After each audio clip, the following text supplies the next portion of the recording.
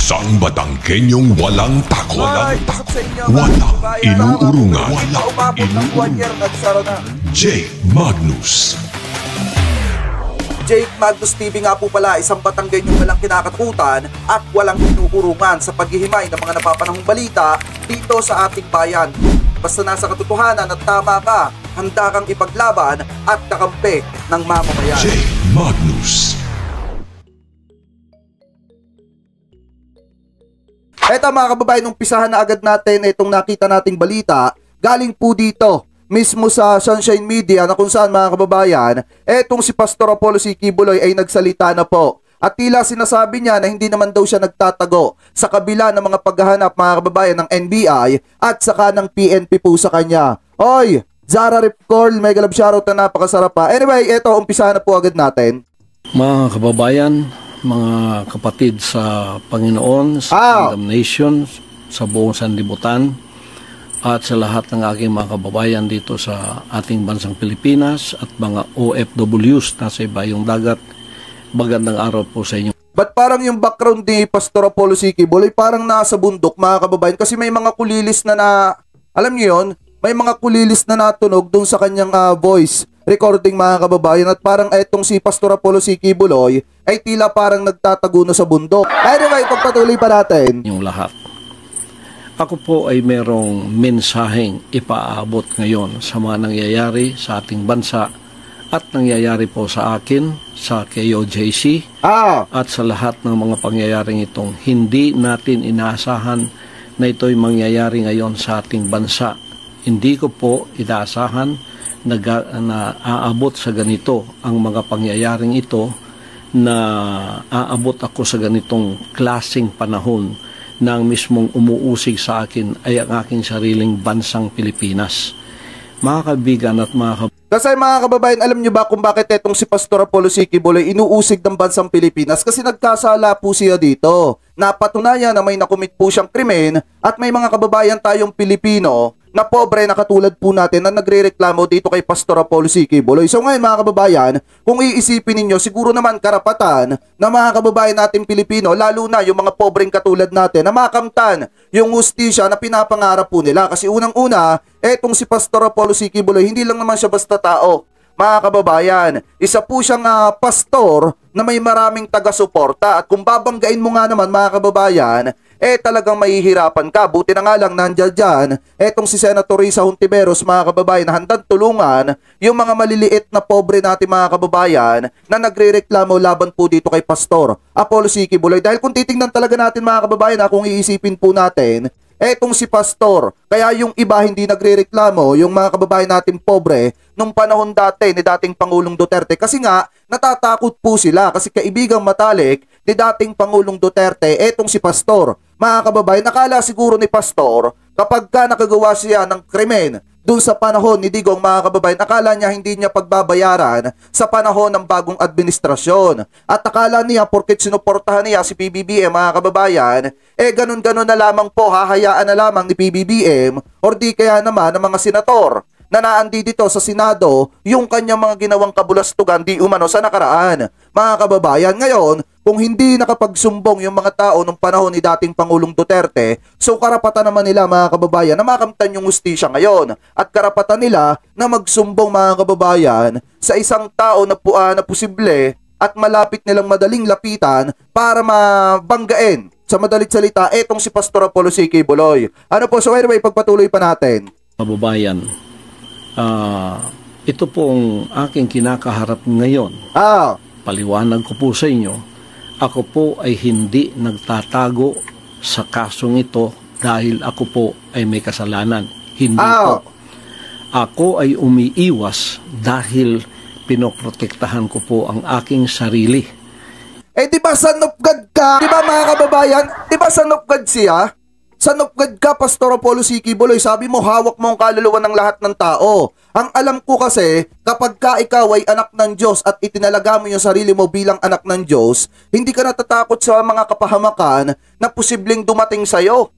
Hindi ka natatakot sa mga tao na posibleng gumawa ng masama sa'yo kasi nga, son of God ka. Base sa sinabi mo, lahat ng bagay na gagawa mo. Sabi mo, napapatigil mo lindol. Sabi mo, kaya mong kontrolin yung kaluluwa ng ibang tao. At kapag ka pumasok dyan sa KOJC, hindi basta-basta makakalabas kasi nga, makapangyarihan ka, sabi mo. Pero bakit ka natatakot sa seguridad mo? Diba mga kababayan, ito isipin nyo mabuti, sinasabi niya son of God siya. Pero natatakot siya na harapin yung kapahamakan or yung kamatayan na posibleng dumating sa kanya. Mga kababayan, alam naman natin yung kamatayan, hindi na natin makukontrol yan. Yung kapahamakan, hindi rin natin makukontrol yan. Kung talagang para sa'yo yung aksidenteng yon, kung talagang para sa'yo yung kapahamakan na yon, at yung kamatayang yon, hindi mo matatakasan yan. Ano po, kung talagang nananampalataya ka sa Panginoon mo, na sinasabi mo, Pastor Apollo C. Quiboloy, dapat hindi ka natatakot harapin yung mga bagay na alam mo sa sarili mong inaakusa lang sa'yo. Pero bakit ang nangyayari ngayon mga kababayan,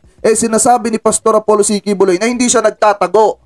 Ano po, dahil may kasalanan siya. Pero nagtatago siya dahil pinoprotektahan niya yung kanyang sarili. Saan kayo nagkatala? Kung ngayon pa nga lang mga kababayan, talagang kinakailangan na ng pastor ninyo na magtago para protektahan yung kanyang sarili. What if pa kaya kapag dumating na yung araw ng paghuhukom? Di tataguan lang kayo niyan. So anyway mga kababayan, ipagpatuloy pa natin. Bakit ko pinoprotektahan ang aking sarili? Sapagkat ang lahat po ng nangyayaring ito sa kasong ito na napakasimple lamang po ng kasong ito. Simple case lang po ito na ba't hindi mo harapin? Di ba simple case? Sabi ni Pastor Apollo C. Quiboloy mga kababayan. Simpleng kaso lamang daw to. Minamaliit niya pa yung kaso na isinampa laban sa kanya. Yung child abuse mga kababayan at saka yung sexual abuse, napakaliit na kaso lamang daw po niyan. Sa madalit salita, pipitsuging kaso lamang daw po yan. Bakit hindi mo kayang harapin yung minamaliit mong kaso? Diba kung talaga napipitsugin yung kasong yan para sa'yo at simpleng kaso yan para sa'yo, bakit hindi mo kayang harapin? Diba mga kababayan, so ipagpatuloy pa natin. Taon nang nakabinbin dyan sa DOJ. Pagkatapos ngayon ay binuhay na naman nila. Pagkatapos ito ang ginagawa ngayon na sangkalan upang ako ay kanilang habulin. Diba mga kababayan, ibig sabihin may kaso nga si Quiboloy. Ibig sabihin mga kababayan, alam ni Quiboloy sa kanyang sarili na meron siyang kakaharapin na kaso. Dahil sabi nga ni Quiboloy mga kababayan, hindi naman niya sinabi na na-dismiss na or nawala na yung kaso laban sa kanya. Ang sabi niya, nakabinben sa DOJ yung kaso laban sa kanya at ngayon lamang po binuhay yung kasong yan para po siya ay habulin. Ibig sabihin mga kababayan, matagal na panahon na alam ni Pastor Apollo C. Quiboloy na meron siyang kakaharapin na kaso anytime. Ano po, dahil nga sabi ni Pastor, alam niya na nakabinben sa DOJ yung kaso niya. So ngayon mga kababayan, kung hindi pa pala nagpalit ng administrasyon, kung hindi pa pala nagbago yung presidente natin, hindi pala po mabubuksan na itong kasong ito na matagal nang nakabinben sa DOJ base kay Pastor Apollo C. Quiboloy, mga kababayan. So kung si dating Pangulong Duterte pa pala yung presidente ngayon, mga kababayan, wala palang kapapag-asa yung mga tao na normal na mamamayan na katulad nating pobre na makamtan yung hustisya nila laban kay Quiboloy. Dahil nga mga kababayan, gaya nga ng sabi ni Quiboloy, alam niya na matagal nang nakabinben yung kaso niya sa DOJ. Ngayon lang daw binuksan, mga kababayan, para gamitin sa kanya, laban sa kanya para habulin siya. Kung alam mo pala sa sarili mo na may kaso ka dati pa, dapat dati mo pa yung hinarap para wala ngayong humahabol sa'yo at wala ngayong humahanting sa'yo. Ano po, napakaliwanag naman mga kababayan. Anyway, ipagpatuloy pa natin. Mga kaibigan at mga kababayan, umiiwas po ako sa pangyayaring ito dahil hindi po katulad ang kasong ito ng kanila ni Congressman Tebes at ni General Bantag. Hindi po. Si General Bantag at si Tebes ang kumakalaban po sa kanila ngayon na tumahabol ay ang gobyerno lamang ng Pilipinas. Ang sa akin po ay complex, complicated, sapagkat meron po akong ginawang kaso sa Amerika. Ang gumawa ng mga kasong ito. Nadulas mga kababayan, biglang inihilis. Ang sabi niya, complicated. Bakit? Dahil hinahabol siya ng Amerika. At dahil, base sa kanya, kay Pastor Apollo C. Quiboloy, bago niya sinabi na may gumawa ng kaso laban sa kanya, ay may nakomit siyang kaso. Mga kababayan, sa madalit salita, sinabi niya na may nagawa siyang kaso sa Amerika. Pero, bigla niyang isinegue mga kababayan sa may gumawa ng kaso laban sa kanya. Alam niyo, minsan ang tao kapag ka nagsasalita, nahuhuli niyo Madaling mahuli yan. Mga kababayan, etong kay Pastor Apollo C. Quiboloy, napakaraming butas nito. mga kababayan, kung titingnan natin, kung susuriin natin itong kanyang voice recording, napakarami pong butas nito. Minsan nadudulas siya, tapos ililipat niya sa ibang tao, mga kababayan, yung sisi. Mamaya madudulas na naman, ililipat na naman sa ibang tao. Kumbaga, mapapansin nyo agad dito na talagang aminado siya, alam niya sa sarili niya na may nakumit po siyang krimen. Ano po kaya siya nagtatago? Alam niyo kung tutusin, hindi naman niya kailangan magtago eh. Kung seguridad yung iniisip niya, alam naman natin mga kababayan na yung ibang mga senador ay yung panig kay Pastor Apollo C. Quiboloy. At yung ibang mga politiko, mga kababayan, alam natin yung suporta kay Pastor Apollo C. Quiboloy. So ngayon mga kababayan, yung iniisip niya na seguridad na sinasabi niya, sa tingin niya may mangyayari kay Pastor, mismong si Senator Bato na yung nag-assured na kung sakaling sumuko ay itong si Pastor, walang mangyayari sa kanya na masama. Mga kababayan, ibig sabihin kung ayaw niya sumuko, wala siyang tiwala dito kay Senator Bato. Ano po, so anyway, ipagpatuloy pa natin. Ay yung pong mga magnanakaw dito sa bansang kaharian na nung sila'y nahuli, lumayas at nag-iwan ng kaso kasi mga abogado po yung dalawa doon. Pagkatapos iniwan nilang kasong ito na ginamit nila itong alias Amanda para ako po ay magkaroon ng kaso dito at dinamay pa yung 5 kong kasamahan na puro inosente. Pagkatapos po, pupunta sila ng bansang Amerika, ay gumawa na naman po ng kaso doon. Pagkatapos pinaniwalaan naman sila ng bansang puti, sapagkat meron din siguro silang interes sa akin at sa paglago ng bansang kaharian sa Amerika. Kaya nagkasundot, nagkasabwat sila, kaya nagkaroon po kami ng kaso sa Amerika. Hindi po namin gawa yun, gawa po nila yun. Paano kaya mga kababayan ipapaliwanag ni Pastor Apollo C. Quiboloy? Eto kung gawa-gawa yun ng mga tao na nagrereklamo laban kay Pastor Apollo C. Quiboloy, paano niya ipapaliwanag na mismong meron siyang apo na naabuso niya, mga kababayan? Tanong lang naman mga kababayan, paano ipapaliwanag kaya ni Pastor Apollo C. Quiboloy yung mga tao na naglabasan na marami, hindi lang naman kasi isa, mga kababayan, hindi lang naman kasi dalawa. Kung hindi maraming mga tao ang naghihintay kay Pastor Apollo C. Quiboloy para lumaban at tumistigo laban kay Pastor. Ngayon mga kababayan, paano niya kaya ipapaliwanag na yung mga taong nagrereklamo sa kanya, ang karamihan doon mga kababayan, mga teenager pa. Ano po, lalo na yung isang nagreklamo sa kanya, mga kababayan, na halos kadugo niya, na inirereklamo siya na masyadong na-torture, mga kababayan, or masyadong nakaranas ng hindi maganda dito kay Pastor Apollo C. Quiboloy, na kung saan pati yung ari, mga kababayan, ay nilagyan po ng sili, pati yung mga mata.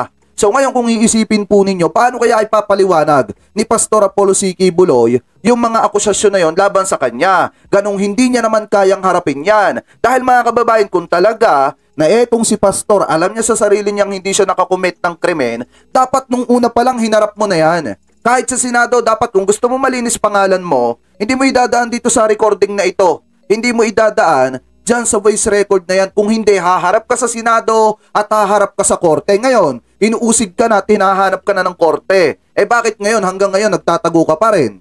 Diba yan kasi yung tanong dyan, mga kababayan? Kung talaga wala siya na-commit, di humarap siya. Harapin niya, mga kababayan. Lalo na at naglabas ang korte ng Davao ng warrant of arrest laban po sa kanya. Bakit hindi siya magpahulit? Harapin niya yung kanyang kaso. Kung talaga na wala siyang nakumit, mga kababayan. Alam niyo ang problema kasi sa mga to, pati yung pagtatago ni Quiboloy kailangan gawing black propaganda laban sa gobyerno. Tama ba, mga kababayan? Etong ginagawa ni Quiboloy na ito, black propaganda to eh. Alam niyo ba kung bakit nasabi natin black propaganda to? Ay pagpatuloy pa natin. Pagkatapos nito, hinarap po namin ang kasong yun sa Amerika.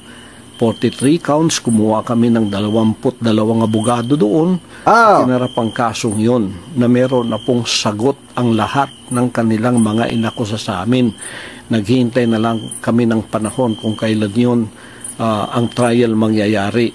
At tagtatatlong taon na nilang pinopostpone. At least ngayon po November 5 matutuloy na. Kaya sila po ay wala ng ingay doon sa Amerika, sapagkat ito ay naharap na po ng aking mga abogado. Wala na daw ingay, mga kababayan, sa Amerika. Pero kung makikita nyo, si Ma'am Arlene Stone, todo pa rin yung pag-iingay hanggang sa ngayon. Mga kababayan, kung talagang wala nang ingay sa Amerika, dapat hindi na nag-iingay sa SOCMED at hindi sinasabi na pumunta ka ng Amerika at sumuko ka doon dahil naghihintay yung 30 tao na magsasampa ng demanda laban sa'yo or titistigo laban sa'yo kung talaga mga kababayan, na wala ng ingay dun sa Amerika kasi nga naayos na nung 22 na abogado nitong si Pastor Apollo C. Quiboloy. Mga kababayan, so ipagpatuloy pa natin. Ngayon, naging complicated po ang aking sitwasyon dito sa bansang Pilipinas mulang nanalo si Bongbong Marcos at naging presidente siya. Nang pumunta siya ng bansang Amerika, nagbago na po ang ihip ng hangin kasi nung bumalik siya rito, kaibigan na niya ang bansang puting Amerika, kaibigan na po niya ang bansang ito at inopen na niya ang Pilipinas, kaya nagkaroon tayo ng mga Amerikanong marami dito. Kita nyo mga kababayan, napakalayo ng argument. Di ba kung titingnan ninyo, napakalayo ng sinasabi niya. Ang pinag-uusapan kasi ngayon yung kaso niya. Mga kababayan, hindi yung pakikipag-alyado natin sa iba't ibang bansa. Ang pinag-uusapan ngayon yung kaso mo, pastor. Dapat harapin mo, sumuko ka na. Yan dapat yung iyong inaatupag. Hindi yung, kita nyo ha, mga kababayan, naglalabas ng statement about dun sa kanya mga kasong dapat kaharapin. Pero ang dating, namumuliti ka pa. Isinisisi pa sa ating presidente kung bakit siya pinaghahanap ng batas. Mga kababayan sa Amerika at dito sa bansang Pilipinas. Parang ang dating kasi mga kababayan, isinisisi niya kay PBBM kung bakit siya pinaghahanap ng batas. Kasalanan ba ni PBBM na nakakumit ka ng krimen? Kasalanan ba ni PBBM na inaakusahan ka ng maraming tao dahil sa ginawa mo dun sa nakaraan mo? Diba kasalanan ba ni PBBM na inabuso mo yung mga miyembro ng KOJC di umano? Hindi kasalanan niya ng ating presidente. Hindi kasalanan ng ating presidente na nanalo siya at ngayon ka na pag-initan ng batas. Ikaw na mismo nagsabi, pastor, may kinakaharap kang kaso. Ikaw na mismo nagsabi na yung kaso mo nakabinben sa DOJ. So kahit kailan pwede mabuksan yan. Siguro kaya hindi lang yan mabuksan mga kababayan nung panahon ni dating Pangulong Duterte dahil kaibigan mo, di umano ang presidente. Ngayon, sa administrasyong Marcos, kahit kaibigan ka pa, basta nagkasala ka, kailangan mong pagbayaran yung kasalanan mo. Akala kasi mga kababayan ni Pastor Apollo C. Quiboloy, porket sinuportahan nila nung panahon ng kampanya si PBBM, susunod yung gobyerno sa hindi maganda nilang gawain. Hindi naman po pwedeng ganon. Mga kababayan, hindi naman pwedeng protektahan ng gobyerno yung maling nagawa ni Pastor. Laban doon sa mga kababayan natin na mismong yun yung nagtalaga ng gobyerno natin ngayon. Diba mga kababayan, kung makikita nyo kasi, eto yung sinasabi ko diba doon sa voice record ni Pastor, kasi doon sa mga netizen, mga kababayan na nagko-comment, napakayabang daw nitong si Pastor dahil nga, kung makikita nyo yung mga sinasabi niya doon sa kanyang voice record, na Bisaya yung language na ginamit niya mga kababayan, kahit na sino daw, walang makakawala pagka lumabas ng KOJC dahil hahabulin daw niya at ang tanging paraan lamang para makawala yung mga lalabas o mga gustong umalis ng KOJC ay kamatayan. Mga kababayan, ngayon, ipinaghahanap na siya ng batas. Nasaan na yung ipinagmamalaki niyang tapang na yun? So ngayon, ipagpatuloy pa natin, ibalik natin doon sa paninisi niya kay PBBM. Siguro doon naging mahina. Pero malakas ito mga kababayan naman sila ng bansang puti, sapagkat meron din siguro silang interes sa akin at sa paglago ng bansang Korean sa Amerika, kaya nagkasundot, nagkasabwat sila. Wait lang, iano natin dito, doon kay PBBM. Yan. Na naman nila. Pagkatapos ito ang ginagawa ngayon na sangkalan upang ako ay kanilang habulin. Mga kaibigan at mga kababayan, umiiwas po ako sa pangyayaring ito dahil hindi po katulad ang kasong ito ng kanila ni Congressman Tebes at ni General Bantag. Hindi po. Si General Bantag at si Tebes ang kumakalaban po sa kanila ngayon na tumahabol ay ang gobyerno lamang ng Pilipinas. Ang sa akin po ay complicated sapagkat meron po akong ginawang kaso sa Amerika. Ang gumawa ng mga kasong ito ay sinabi niya mismo mga kababayan, sabay bago niya binawi. Sinabi niya meron siyang ginawang kaso sa Amerika. Yan kay pastor na mismo nang galing mga kababayan, hindi sa atin. Tapos sabay niya kakabigin, mga kababayan. Yung pong mga magnanakaw dito sa bansang kaharian na nung sila'y nahuli, lumayas at nag-iwan ng kaso kasi mga abogado po yung dalawa doon. Pagkatapos iniwan nilang kasong ito na ginamit nila, itong alias Amanda para ako po ay magkaroon ng kaso dito at dinamay pa yung 5 kong kasamahan na puro inosente. Pagkatapos po, pumunta sila ng bansang Amerika, ay gumawa na naman po ng kaso doon. Pagkatapos pinaniwalaan naman sila ng bansang puti. Ang ingay ng mga kulilis, mga kababayan, ano? Halatang halata na nasa bundok itong si Pastor nagtatago. Ano po, so pakinggan nyo pa. Sapagkat meron din siguro silang interes sa akin at sa paglago ng bansang Korean sa Amerika.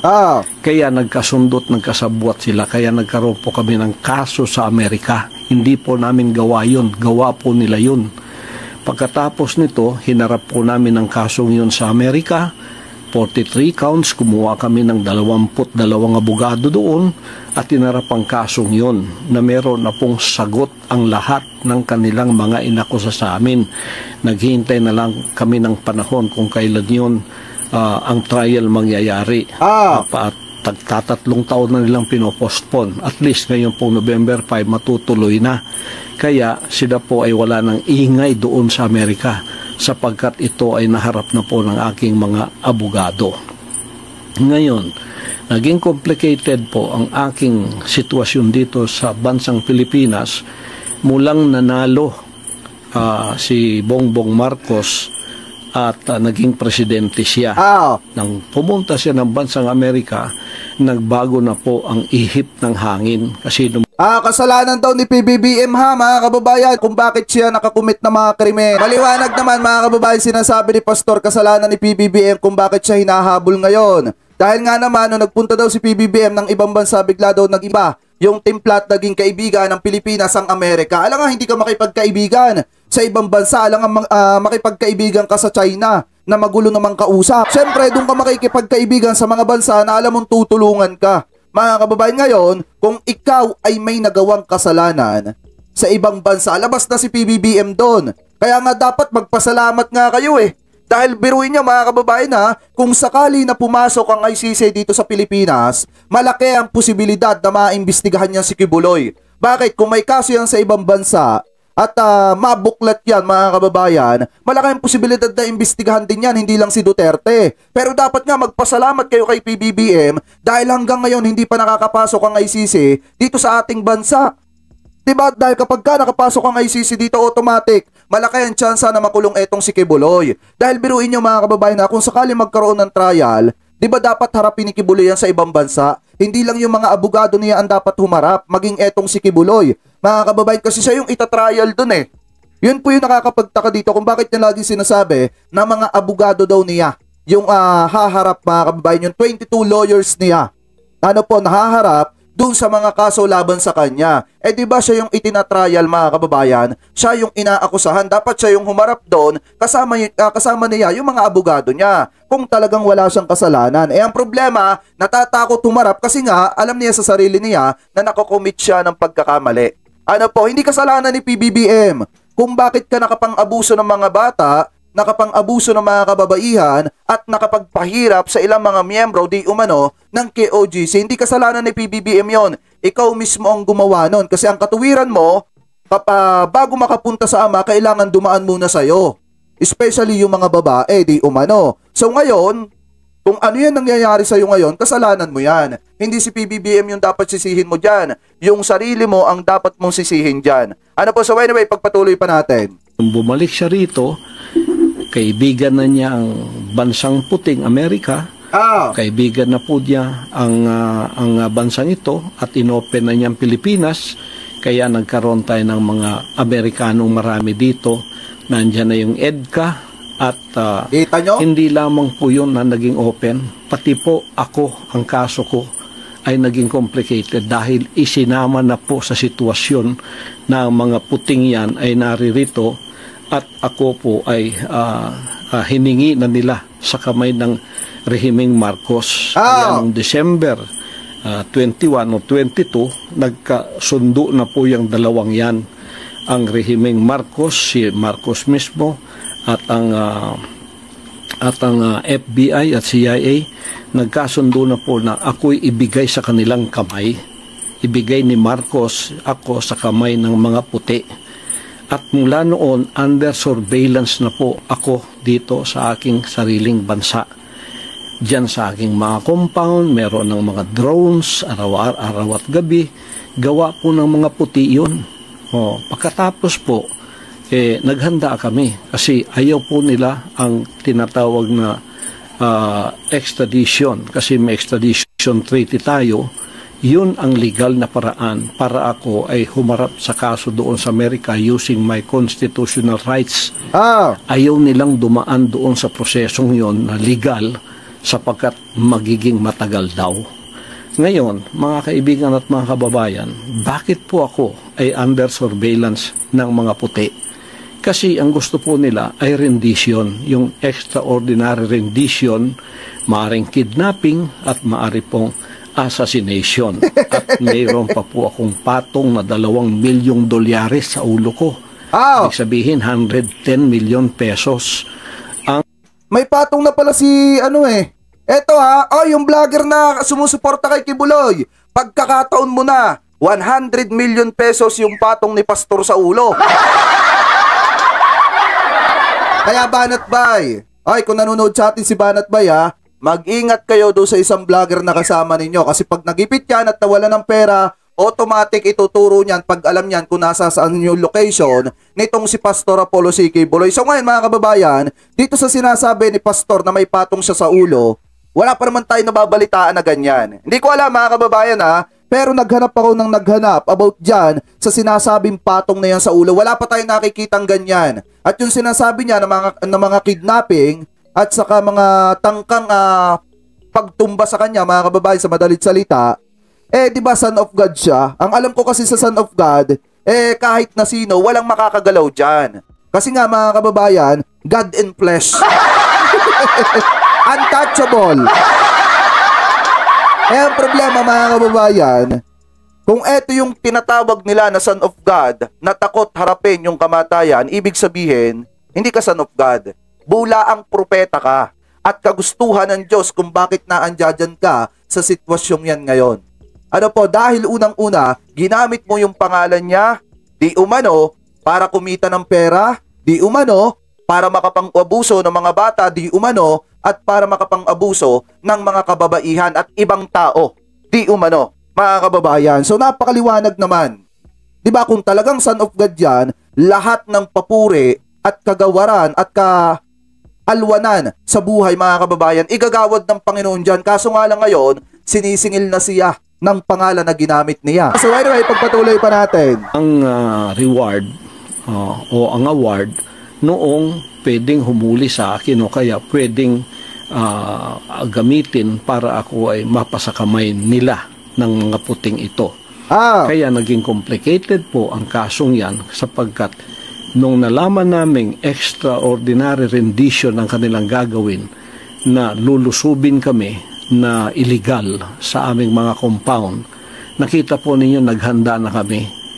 Araw at gabi ay meron po kaming paghahandang ginagawa na anumang oras na kami lusubin illegally. Kami po ay tatayo sa aming mga paa, tatayo at ipagtatanggol namin ang aming sarili at ang aming mga propriedad na gusto nilang lusubin at gusto nilang by force papasok po sila upang gumawa ng extraordinary rendition. Yan po ay pinatotohanan noong February nung dumating yung 4 kong abogado dito at sinabing ganun nga ang kasunduan nitong rehimeng Marcos yan! At ng mga puting ito na FBI o kaya CIA. Kaya po kami naghanda. Ngayon, pangalanan mo nga, Pastor Apollo C. Kibuloy. Eto hamon ko sa'yo. Pangalanan mo yung abogado mo, yung sinasabi mong abogado mo kung totoo. Yung nakarinig at nakalaman na merong kasunduan yung rehimeng Marcos sa mga puti at sa FBI at saka dito sa CIA, mga kababayan, para kuhanin ka dito sa bansang Pilipinas. Or di kaya naman, kung totoo yung sinasabi mo, bakit hindi mo pangalanan yung mga abogado mo? Kasi eto payo ko dun sa mga abogado ni Pastor, inilalaglag na kayo ngayon Hindi nyo ba kayang payuhan na itong si Pastor? Kasi biruin mo Kayong mga abogado ni Pastor, ipinagtatanggol nyo si Pastor. Pero dito ang dating, kayo pa yung hinihila sa kapahamakan nitong si Pastor. Kasi kayo daw mga abogado ni Pastor, di umano, yung nagsabi daw kay Pastor na mayroong kasunduan ang rehimeng Marcos dito sa mga puti para hulihin etong si Pastor, mga kababayan, ng illegal. Ayan o, napakaliwanag naman sinasabi ni Pastor dyan. Ngayon mga kababayan, ang tanong kasi dito, doon nga sa secret deal wala silang komento, tapos ngayon ipapahid nila sa gobyernong Marcos, mga kababayan, yung tinatawag na kasunduan. Lihim na kasunduan sa pagitan ng mga puti at sa rehimeng Marcos, mga kababayan. Kung talagang may kasunduan at may abogado na magja-justify na yan, magte-testify na talagang may kasunduan, bakit hindi mo pangalanan kung talagang totoo yan? Yan ang hamon ko sa iyo, Pastor. At saka doon sa mga abogado ni Pastor. Kasi tingnan nyo ipinagtatanggol nyo si Pastor pero inilalaglag kayo ni Pastor. Ano po, so by the way, pagpatuloy pa natin. Compound namin sa Tamayong, compound sa Davao, compound kahit saan. May mga drones po. Drones yon ng mga puti na nagsusurveillance sa amin. Nung nakita nilang kami handang-handa para harapin sila sa mga illegal na gagawin nila araw man o gabi, ang ginawa po, mga kaibigan, pumasok itong playbook nila na noong pang November ay sinabi na ni Maharlika at ng ating VP na tatrabahuin nila ako. Nako! VP Inday Sara Duterte, kung sinabi mo man ito. Eto hindi ko intensyon na banata ng ating Vice Presidente. Dahil tayo naman na naglukluk dyan, mga kababayan, tayong sambayan ng Pilipino. Pero eto, VP Inday Sara Duterte. Eto lang naman yung komento ko base sa sinabi nitong si Pastor Apollo C.K. Buloy. Kasi inilalaglag ka, VP Inday Sara Duterte. Mismong sinabi mo daw natatrabahuin ka. Natatrabahuin itong si Pastor. Ikaw daw mismo, VP Inday Sara Duterte, yung nagsabi natatrabahuin si Pastor. Sino ngayon ang tatrabaho? Yung tinutukoy niya na rehimeng Marcos at saka yung mga puti. Ngayon, kung ganyan pala, VP Inday Sara Duterte, parang ang labas nito, nag-traitor kayo sa administrasyon dahil lang dito kay Kibuloy. Di umano, patanong lang naman po. Nagtatanong lang kami. Kasi ang sabi dito, base daw kay Maharlika at kay VP Inday Sara Duterte, natatrabahuin daw siya ng rehimeng Marcos, mga kababayan, at saka ng mga puti. Biruin mo akong nasabi ni VP Inday Sara Duterte na siya ang Vice Presidente ni PBBM, ibig sabihin, tinatraidor mo ang administrasyon para lang kay Kibuloy. Gaano ba kalakas si Kibuloy para ipagpalit yung administrasyon dito sa isang taong nagtatago? Ayan napakaliwanag, mga kababayan. Ulitin natin ng konti. Binanggit niya si VP Inday Sara Duterte. Parang ang dating inilaglag niya na, mga kababayan. Kasi isinabi daw ni VP Inday Sara Duterte na itong si Kibuloy ay tatrabahuin. Ano po, so ito, pakinggan natin. Ang kasunduan nitong rehimeng Marcos at ng mga puting ito na FBI o kaya CIA. Kaya po kami naghanda sa compound namin sa Tamayong, compound sa Davao, compound kahit saan. May mga drones po. Drones yon ng mga puti na nagsusurveillance sa amin. Nung nakita nilang kami handang-handa para harapin sila sa mga illegal na gagawin nila araw man o gabi, ang ginawa... Pakinggan nyo mabuti, mga kababayan. Ito, kung totoo man ito. Kung totoo man ito, mga kababayan, ibig sabihin mananahimik ang Vice Presidente. Pero kung hindi totoo yan, kukundinahin yan ng Vice Presidente, mga kababayan. At ngayon, kung sakali na manahimik ang Vice Presidente tungkol sa isyong yan, isa lang ibig sabihin yan, mga kababayan. Parang malabo na magtiwala yung mga loyalists at yung ibang undecided, mga kababayan, sa isang nagbabalak tumakbo bilang presidente ng ating bansa kung nagagawa niya na traidorin yung administrasyon ngayon. Ano po kasi pagtatraidor yan Kumbaga tinatraidor niya si PBBM yung administrasyong Marcos para lang kay Kibuloy. Di umano, mga kababayan. Pero bagamat wala pang kumpirmasyon dyan, ang ating Vice Presidente, hindi pa natin pwedeng paniwalaan yung sinasabi ni Kibuloy. Kasi parang ang dating, inilalaglag ni Kibuloy si VP Inday Sara Duterte. Mga kababayan, so ngayon ipagpatuloy pa natin. Po, mga kaibigan, pumasok itong playbook nila na noong pang November ay sinabi na ni Maharlika at ng ating VP na tatrabahuin nila ako. Nako! Tatrabahuin nila ang kingdom at tatrabahuin nila ang SMNI. Kukuhanin ng prangkisa.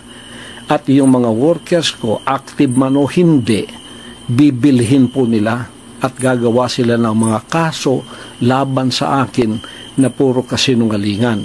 Diyan na po pumasok ang Kongreso at ang Senado. Nako, BP Inday Sara Duterte, malaking issue to. Kasi si Pastor Apollo C. Quiboloy sinasabi na eto daw si PBBM, yung Administrasyong Marcos at saka itong FBI at saka itong CIA, mga kababayan, nagkasundo na kumbaga, mga kababayan, etong si Pastor at saka yung kingdom ni Pastor ay aatakihin daw po. At saka daw po itong prangkisa ng SMNI ay iriribok. At yung mga member, di umano ni Pastor, na mga nasa sa kingdom or wala na sa kingdom ay bibilhin ng Administrasyong Marcos at saka ng mga puti, mga kababayan, para daw bumaligtad laban kay Pastor. At yan ay ayon mismo, di umano, mga kababayan, dito kay Maharlika at saka sa ating Vice Presidente. Ngayon, ang tanong ko, mga kababayan, kasi eto, kaya magtatanong na lang ako, bilang isang vlogger, mga kababayan, at mamamahayag na naghahayag sa inyo ng ganitong klase ng balita. Gaano kaya po katotoo, BP Inday Sara Duterte, etong sinasabi nitong si Pastor na kayo ang nagtitimbre sa kanya ng mga ginagawa or pinagbabalakang gawin daw ng Administrasyong Marcos na hindi maganda laban dito kay Pastor kung totoo man na meron. Mga kababayan, kasi hindi ako naniniwala na gagawin ng Administrasyong Marcos yan kay Pastor Apollo C. Quiboloy. Mga kababayan, dahil alam naman natin yung naitulong ni Pastor kay PBBM nung panahon ng kampanya. Mga kababayan, hindi lang pwedeng tulungan ni PBBM etong si Pastor kasi nga kalaban ni Pastor, mga kababayan, ang sambayan ng Pilipino. Ano po yung mga kababayan nating pobre na naabuso di umano nitong si Pastor. Ngayon, Vice Presidente Inday Sara Duterte, nagtatanong po ako, gaano kaya po katotoo itong mga sinasabi nitong si Pastor na kayo yung nagtitimbre sa kanya, di umano, kasi hindi pa naman lumalabas sa mga pahayagan yan, yung mga bintang ni Quiboloy sa gobyerno. So ngayon, BP Inday Sara Duterte, sana masagot nyo po kung gaano katotoo na kayo yung nagtitimbre ng mga bintang ni Pastor Apollo C. Quiboloy sa ating gobyerno. Gaano kaya po katotoo yan? Sana maglabas kayo ng statement, hingil po dyan. May intindihan namin na nananahimik po kayo sa issue ng West Philippine Sea. Pero hindi po namin maiintindihan kung mananahimik din po kayo sa isyong ito na kung saan idinadawit yung pangalan ninyo ni Pastor Apollo C. Quiboloy na kayo yung nagtitimbre kay Pastor ng laban sa mga bintang niya dito sa ating gobyerno. Biruin nyo ha, dito lumalabas na masama yung ating gobyerno. Mga kababayan na nakikipagsabwatan sa FBI, CIA para pabagsakin itong si Pastor. Ayon daw kay BP Inday Sara Duterte, di umano. Mga kababayan, at kay Maharlika. Ano po, so ngayon ipagpatuloy pa natin. Kongreso po, walang dahilan. Pinatatawag pagkatapos ang kanilang playbook ginawa na kukunin o kaya iligwak ang prangkisa ng SMNI. Lahat po ng pangyayari doon, puro murmurong lang po yun. Pagkatapos ako, pilit nila akong pinaaten. Kahit nakita nila sa mga dokumento na hindi po ako kasali na sa mga opisyal ng SMNI. Pero pinipilit pa rin nilang ako ay pumunta doon. Bakit? Yun po ay... Dito ako nagtataka talaga, mga kababayan. Alam nyo, 1 year ago, nung nagkaroon ng hindi pagkakaunawaan, etong si Pastor at saka etong si Kuya Mike Abe. Tapos, di ba, binanata ni Pastor, etong si Kuya Mike Abe, na kung saan sinabi niya mismo tahasan sa media na siya ang may-ari ng SMNI.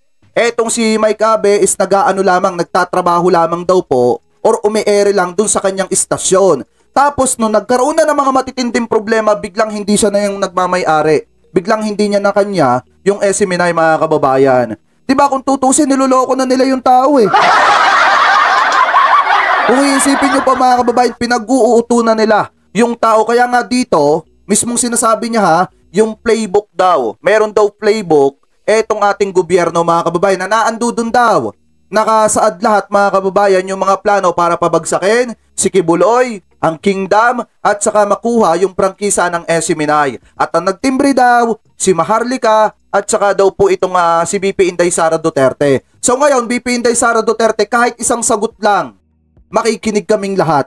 Kahit isang sagot lang, kahit isang statement lang na kinukundina mo itong mga kasinungalingan at sinasabi mo or sabihin mo sa publiko na nagsisinungaling si Pastor at sinisira ka ni Pastor. Kung totoo man etong sinasabi ni Pastor dito. At kung hindi totoo para sa'yo, sana maglabas ka ng statement. Ano po, so anyway, pagpatuloy pa natin. Patibong, sapagkat pag anytime pumunta ka doon, siguradong ang end game ay pupunta ka sa kamay ng mga puti. Extraordinary rendition pa rin. Sa sarili ko ang lugar, gusto nila akong pasukin. Lalo na kung pupunta na ako doon. Iko-contem ka, pagkatapos dadalhin ka doon sa kanilang presuhan, pagkatapos naghihintay na roon ng mga puti para ibigay ka sa kanilang kamay. Ganon din po diyan sa Senado. Bakit gumawa ng senaryo yan si Risa Hontiveros? Nagbayad sila ng mga bayarang mga former worker ng mga sinungaling na mga witnesses. Nakita na po yan at nadamay sa kasinungalingan si BP Sara at ang ating Pangulong Duterte na puro kasinungalingan ang pinagsasabi nila. At pinipilit ako ni Risa Hontiveros na umaten sa moro-moro at bogus na mga hearing na yon. Bakit po? Isa ring patibong yon, mga kaibigan at mga kababayan. Pagka ako'y umaten doon, siguradong ang endgame po ay babagsak ako sa kamay ng mga puti. Extraordinary rendition pa rin.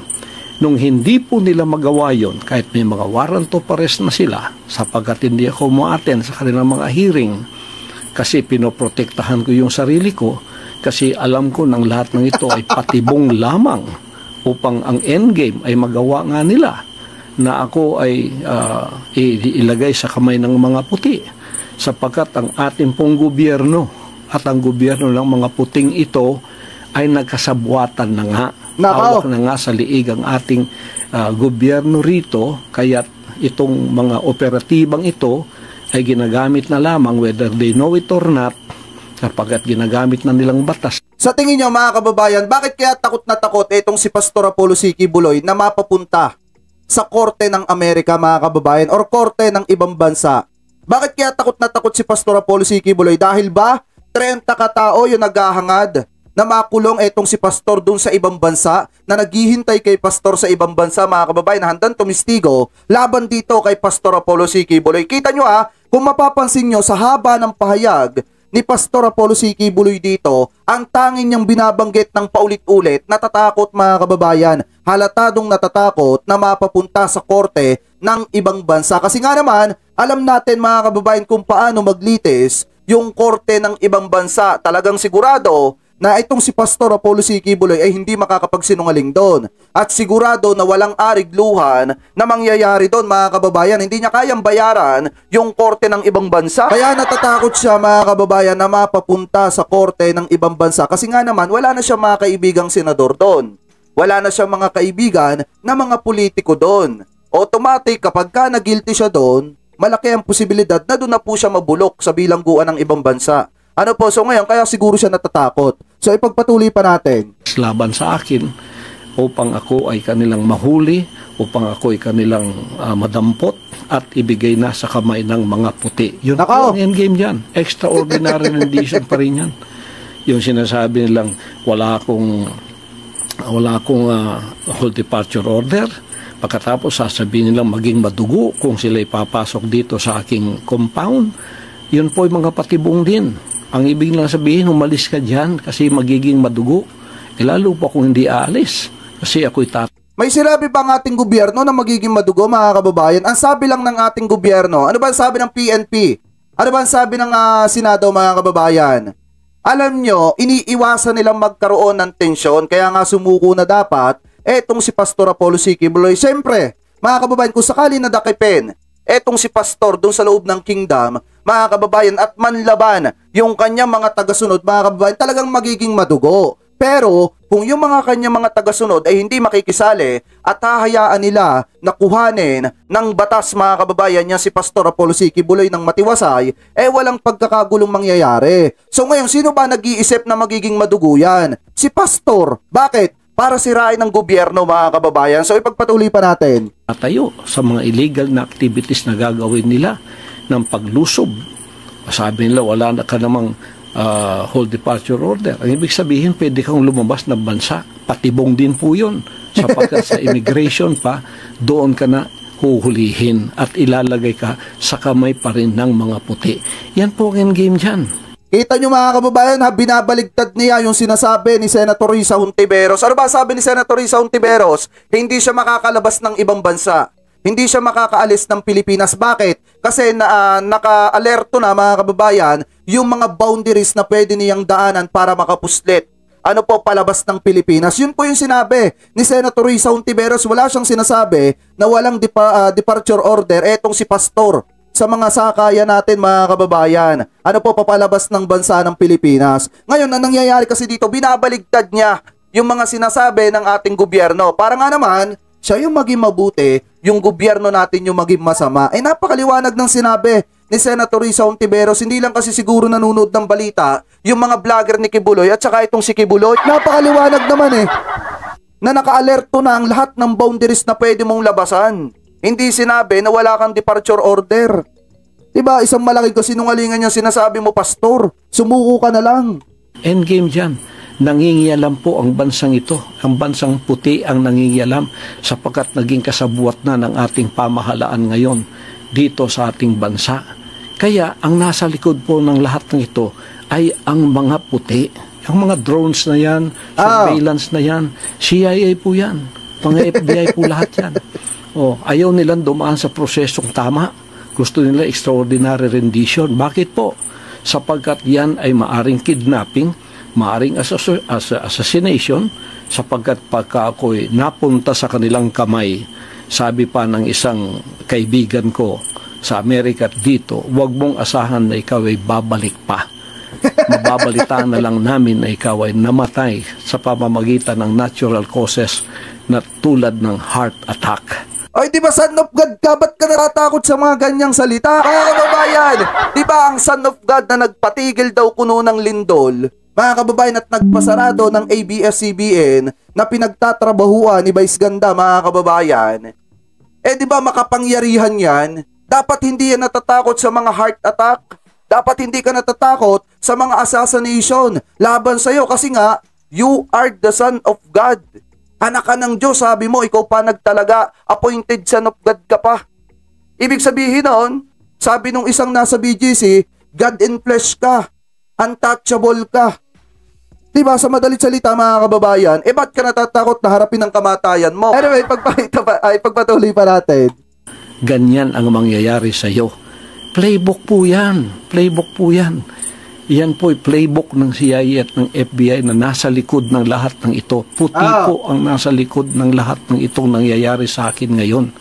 Kaya naging complicated kasi naging kaibigan nila at naging kasabwat ang rehimeng Marcos, ang administrasyong Marcos, at sila mismo, si Marcos mismo, ang pinagkanulo ako at ibinigay sa kamay ng mga puti.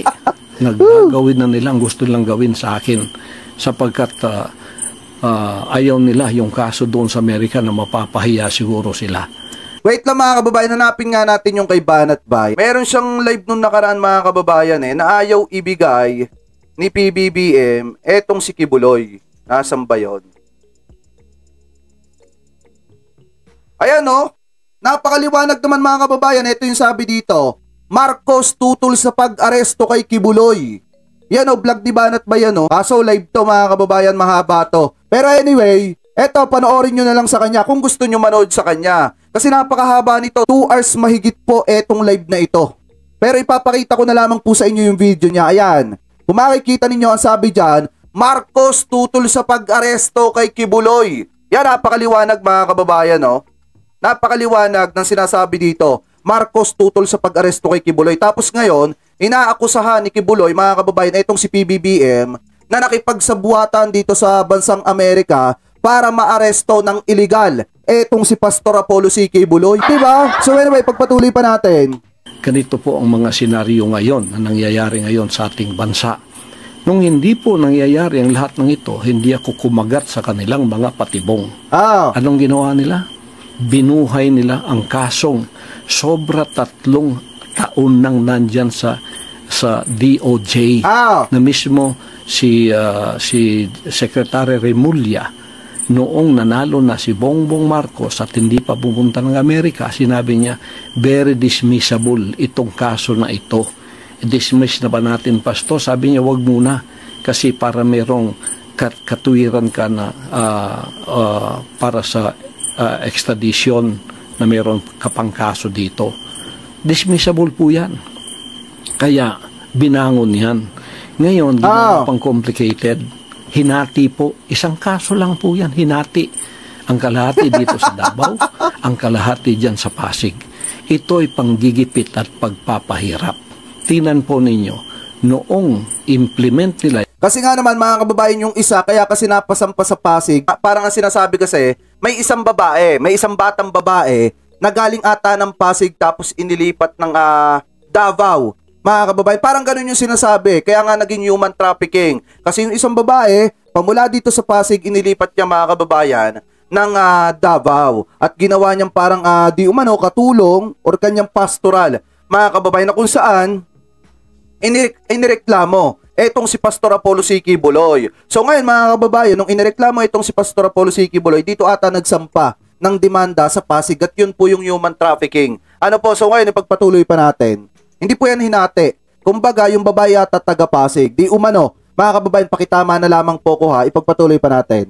Yung warrant of arrest, dito po, sa kasong itong binuhay nila, dismiss na po yan. Mag-4 na taon nang na-dismiss yan. Dapat nga wala ng prosecution, wala ng kaso yan. Dapat binasura na yan kasi fail to prosecute yan . Failure to prosecute. Kailangan ibasura na yan ayon sa batas. Pero binuhay. Pagkatapos nag-announce na si SOJ Remulla na ito ang mangyayari. So ito dito sa Davao available, ang dito naman sa Pasig, hindi natin alam kung ano, pero merong kalahati ng kasong ito nandyan sa Pasig ngayon. Ngayon, because we are law-abiding, nung lumawas ang warrant of arrest na ito pong 5 kong kasamahan na puro mga inosente, dinamay noong mga dissidents na lumabas dito, yung mga magnanakaw sa kaban ng Bansang Karian, pagkatapos lumayas at pinapaniwala itong mga puting ito na gumawa rin ng kaso sa Amerika, ay ganito po ang nangyari. Kayon, iniwan nila yan dito. Simpleng kaso lang po yan. Napakasimple. Bakit di mo nga harapin kung simpleng kaso yan? Alam nyo mga kababayan, ito yan . Unang-una parang ang dating, sabi nga nung isa nag-comment dito, feeling Usama. Usama, hoy, walang budget ang Amerika para sa'yo, Kibuloy. Cause you are nobody to the US. Bakit ka gugustuhin ng US? Drones, sure ka? Baka naman travel vlogger yan. Ito yung sinasabi mga kababayan, siguro, taga-Amerika po itong nagsasalitang ito. Or nakatira sa Amerika mga kababayan. Pero gaya nga ng sabi ko dito mga kababayan, napaka-imposible kasi na itong si Kibuloy, gaya nung sinasabi niya pinag-iinitan siya ng gobyerno. Bakit siya pag-iinitan ng gobyerno?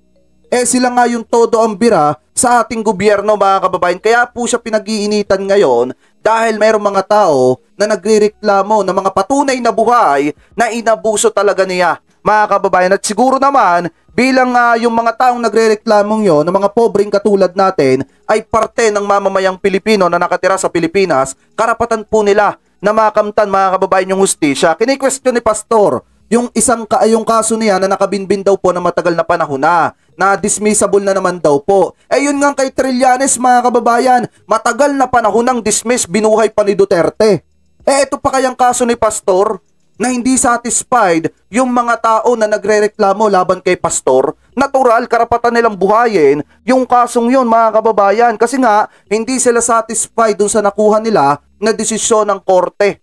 Mga kababayan, kaya lumapit sila kay Senator Risa Hontiveros at lumapit sila dito sa DOJ mga kababayan para pabuksan muli yung kaso laban kay Pastor. Napakaliwanag naman Mga kababayan, kung si Duterte nga, binuhay niya yung issue ng amnestia ni Trillanes, mga kababayan, na matagal na panahon na namang dismiss, mga kababayan, eto pa kaya na mismong kaso ng mga kababayan nating pobre na katulad natin na hindi satisfied dun sa naging unang resulta ng hukuman, mga kababayan. So ngayon, ipagpatuloy pa natin.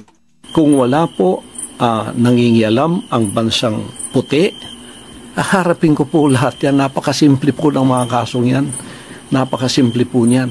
Kaya lahat ng ginagawa nila sa Kongreso, sa Senado, puro po yan patibong. O hindi ko alam kung ang $2 million, which is 110 million pesos, nasa kamay na ng mga atat na ito na maging award nila. Kaya atat na atat silang ako ay kanilang madampot. Sabi nitong nag-comment, mga kababayan, nitong si Seven Samurai, Japanese father ko, naging member ng jury dati sa US, mataas daw ang conviction rate ni Kibuloy pag dun siya nilites. Kinasusuklaman to ng mga kaso niya, lalo na etong child abuse, mga kababayan. Kaya nga siguro takot na takot etong si Kibuloy na mapapunta ng US yung kanyang kaso, mga kababayan. Ano po, at harapin yung mga kaso laban sa kanya dito sa US. Kasi nga, mga kababayan, kung child abuse yun, talagang tatamaan siya, wala siyang kawala, sa madalit salita. Ano po, so ngayon, pagpatuloy pa natin. Mahuli. Nakikinig ngayon ng PNP, NBI, CIDG.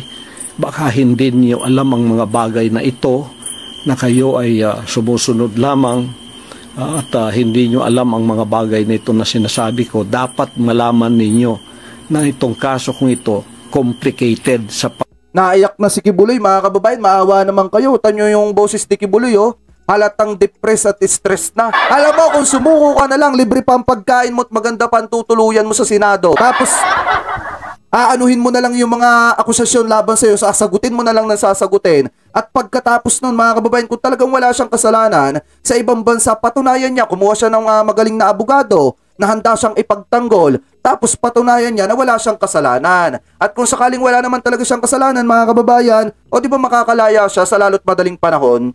Lalo na, mga kababayan, yung pag-aresto sa kanya na kamedya, ligtas yan si Kibuloy. Alam nyo, ang tatamaan dyan ang US kung sakali na arestuhin nila etong si Kibuloy, tapos makikita ng media, mga kababayan, tapos mababalitaan na bigla na lamang namatay etong si Kibuloy. Diyan tatamaan ang US ng matindi at pag-uusapan niya ng publiko. Pero, mga kababayan, kung etong si Kibuloy susuko at haharapin yung kanya mga kaso at ipaglalaban niya na wala talaga siyang kasalanan, malaki ang posibilidad na maabsuelto etong si Pastor Apollo C. Kibuloy. So ipagpatuloy pa natin. Pagkat dalawang bansa ang nagkasabwat, bansang puti at bansang Pilipino ang nagsabuatan para ko'y damputin, at ang endgame ay extraordinary rendition, which may be kidnapping and which may be assassination. At ako ay very inclined ako na assassination talaga ang mangyayari, sapagkat para bang iniisip nilang ako ay mayroong kinalaman sa politika dito at ako'y hadlang sa kanilang mga plano na politikal. Ay hindi ko po kasalanan maging kaibigan ko si Pangulong Duterte. Bata pa po kami, magkaibigan na kami. Prosecutor pa lang siya, magkaibigan na kami. Hanggang ngayon, hindi ko po kasalanan yon, hindi rin niya kasalanan yon. Bakit ninyo ginagawang kasalanan para sa amin yan? Hindi ko rin kasalanan naging politiko siya, at hindi ko rin kasalanan na ako ay naging isang ministro ng kingdom at lumago sa buong sanlibutan. Hindi ko rin kasalanan yon. Ngayon, ginagawa ninyong kasalanan sa amin yon. Problema po ninyo yon. Ngayon, ako po ay hindi nagtatago sa kasong itong napakasimple. Malayo po yun.